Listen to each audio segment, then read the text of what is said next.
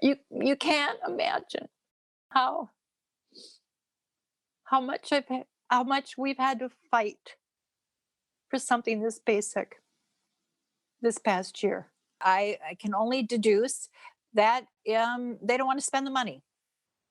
Our hospital systems are profit over patients, profit over the safety of their staff. It's not like the nurses and the frontline healthcare workers are in it for their own gain. We're in it to save lives. We're in it to save lives. And we shouldn't be penalized because of that.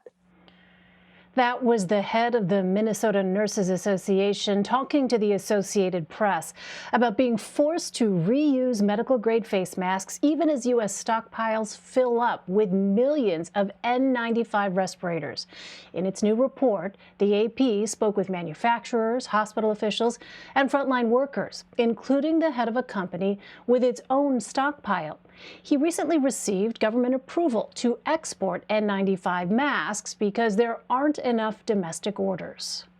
Everyone's saying there's a shortage, yet I am drowning in respirators. They should only reuse them if there's nothing else, if there's no other choice. But there is a choice. I have millions of respirators. If we had our druthers, it would be to sell here and help America. But when we're in a situation where our warehouse won't hold any more respirators, we're going to have to send them wherever we can. Jason Dearen is one of the reporters behind that story. He is an investigative reporter for the Associated Press and author of the new book, Kill Shot, A Shadow Industry, a Deadly Disease, which tells the story of the worst drug contamination outbreak in U.S. history. Jason, welcome. Thanks very much for being with us. So you report how before the pandemic, nurses would throw out a mask and grab a new one after each patient to prevent the spread of disease. How and when did that change, and did masks ever go back to being used only once? Well, thank you for having me. The answer is right after the pandemic started, there was a run on N95 masks, and supplies dwindled, disappeared from stockpiles and distributor shelves. And so hospitals started looking overseas and to other sources to get these N95s. The United States responded by approving some 19 domestic makers of N95 to try to bridge that gap in supply. And that happened over the fall. But those masks, while being made, have not found their ways to hospitals. So there still is this, there are masks being made, but there's a disconnect in the supply chain, getting them to hospitals still. So hospitals are holding on to the ones they have in case there's a future surge or run on masks, and they want to make sure that they have enough going forward. And so they're limiting their staff in the numbers that they can use per day. So where does that leave healthcare workers? How are they improvising to reuse these masks that were designed to be worn one time? Well, you can imagine working in an ICU, COVID, ward at a hospital, how stressful and careful you have to be. Now imagine doing that with, a lack of protection that you think is what you need to keep yourself safe. That, for most nurses and doctors and folks that we talk to, is one mask per patient. You treat a patient, you discard that mask, and you get a new one for a new patient. So you have the stress of operating in a once in a century type pandemic already, and then you add to that the lack of PPE or a shortage of PPE, and it's put a lot of people, like the nurse you saw in the lead up to my interview here, under a lot of stress, and it's very emotional for many of them. Well, help us understand this. I mean, new COVID cases, deaths, and hospitalizations have all been dropping in the past month. Vaccinations are rolling out. So why are hospitals continuing to limit N95 masks if there's no longer such a lack of supply? Right. We asked a number of hospital procurement officials that exact question, and we heard a range of answers, but it all boils down to, in their words, a fear of a future surge. Given the uncertainty we've seen in many realms in our lives over the last year, but especially when it comes to the pandemic, the twists and turns and surges, these officials say they just want to make sure that their shelves are full. If another surge comes, we're talking about new virus strains, things like that, unforeseen needs for masks.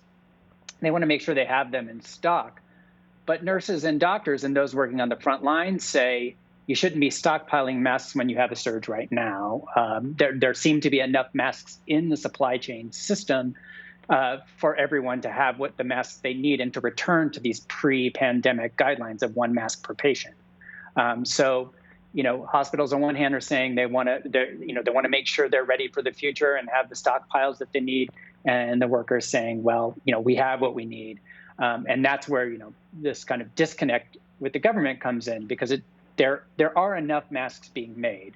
They're just not being, the makers of those masks are not being properly connected to those who want to buy them. And so that's where this disconnect that we're writing about in our story comes from. There's a lack of communication from the federal government right now in organizing these 19, 20 new domestic mask manufacturers with the customers that need their masks.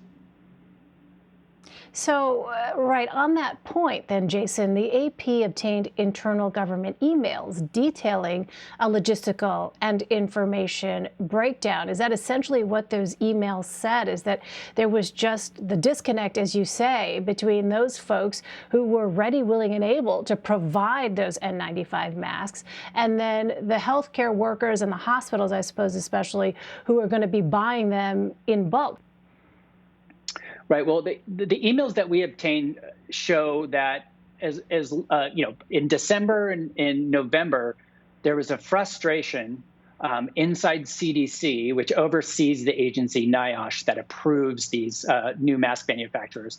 There was a frustration in this apparent disconnect that we're reporting on here now in February. That it was the head of NIOSH, Dr. John Howard, was alerted to this by someone in the director's office at CDC, and was told that they needed to do a better job through their website or other means in communicating with hospitals that there are millions of new masks on the market that can be sold. The emails show that level of disclosure by NIOSH didn't occur.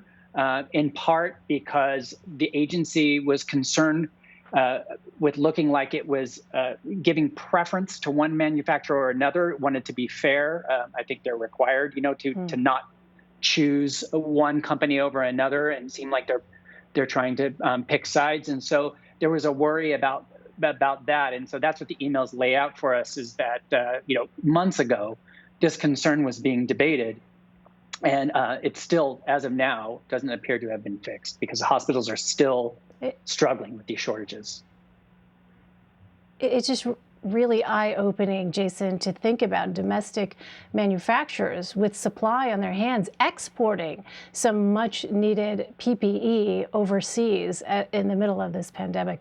Really sobering report. AP investigative reporter Jason Dearen. Jason, thank you very much. Thank you very much.